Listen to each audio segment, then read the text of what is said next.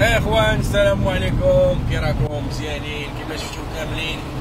المسؤول ديال سونطرال البارح خرج قال لك الحليب غادي يولي 6 دراهم. خصكم تعرفوا بان هذا الخبر هذا هو بحد ذاته ملغوم. هو كيهضر على رمضان، رجعوا للفيديو سمعوا مزيان. كيقول لك في هذا الشهر ديال رمضان كيكثر الضغط على المواطنين وداك الشيء، والله يحسن الاحوال حنا غنردوه ب 6 دراهم.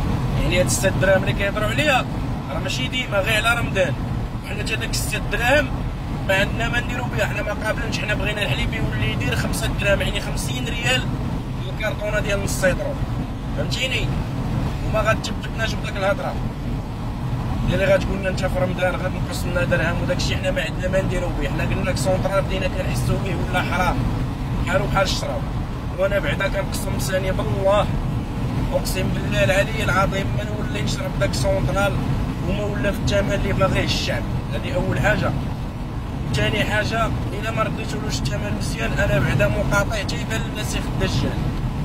صافي، يلاه السلام عليكم. وردوا بالكم ردوا بالكم ردوا بالكم، راه كاين شي امور ملغومه، راه كيخشيو شي هضره صغيره وكيدي فيها بنادم ما كيجي. رجعوا للفيديو غتسمعوا كيهضر على رمضان، ماشي انه ديما غيولي ب 6 دراهم.